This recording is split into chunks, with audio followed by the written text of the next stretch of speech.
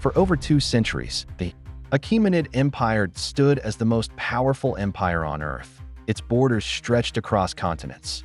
Its administration connected distant worlds. Its authority shaped civilizations. To those who lived under it, it felt permanent, unshakable. But history never stays still, because even the greatest power has a moment it cannot see coming. From the west, a new force had already begun its movement, led by Alexander the Great, an army unlike any before. It was advancing, fast, relentless, unstoppable. At first, it looked like just another conflict at the edge of the empire, something manageable, something controllable, but it wasn't. It was the beginning of something far larger, a chain of events that would stretch across years and break the foundation of the strongest empire in the world. Because this was not a single battle, it was pressure, constant, increasing, unavoidable, and once it began, there would be no return. The first cracks did not appear in the capital. They appeared at the edges, in distant regions of the Achaemenid Empire that were controlled depended on governors and local authority. At first, these regions responded as they always had. Local resistance, local armies, local decisions. But Alexander did not behave like a normal invader. He did not pause. He did not retreat. He did not slow down. He advanced. After early engagements like the Battle of the Granicus, Persian forces realized something unsettling. This enemy did not disappear after a battle. He returned stronger. He adapted. He learned. And with each movement eastward, the pressure on the empire increased. Communication between regions began to slow. Reports became delayed. Reinforcements arrived too late. The system was still standing, but it was beginning to strain. Because the empire was designed for stability, not constant acceleration. And Alexander's campaign was not stable. It was relentless motion. Step by step, the edge of the empire began to bend inward. The true breaking point came at Battle of Issus. Here, the conflict changed completely.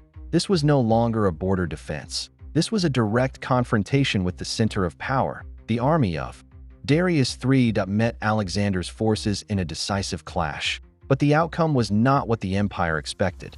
Despite its size, despite its legacy, despite its structure, the Persian forces were overwhelmed. And for the first time, Darius III himself was forced to retreat.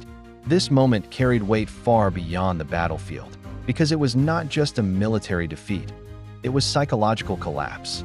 The image of imperial invincibility cracked. Cities that once trusted in Persian protection began to doubt. Satraps questioned central authority. Alliances weakened. Confidence faded. Alexander, meanwhile, did not stop. He continued forward, not chasing destruction, but applying pressure, constant pressure. And pressure changes everything, because even the strongest structure cannot remain intact under continuous force. From this moment onward, the empire was no longer reacting with strength. It was reacting with survival instinct. And survival is not the same as control. Inside the Achaemenid Empire, the structure itself began to weaken.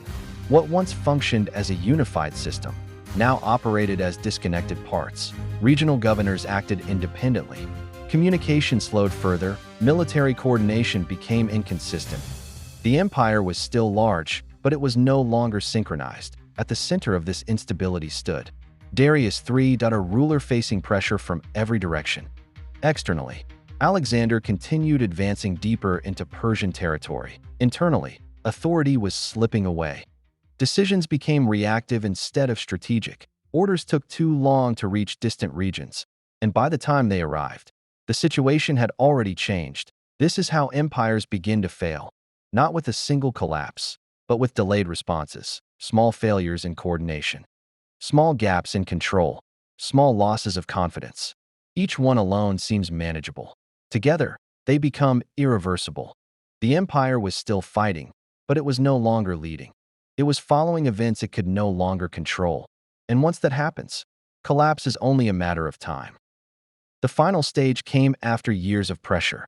The decisive moment arrived at Battle of Gaugamela, where the last major resistance of the empire was broken.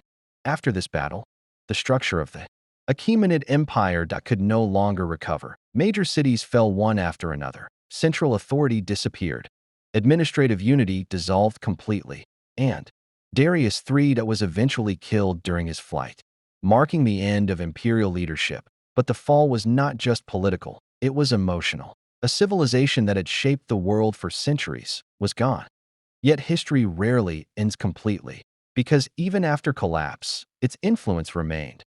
Persian administrative systems inspired later empires. Its cultural achievements endured. Its legacy shaped future governance across regions. But the empire itself was no more, and in its place rose a new world order shaped by conquest and change. The greatest empire of its time did not fall in a single moment. It disappeared through pressure it could no longer contain.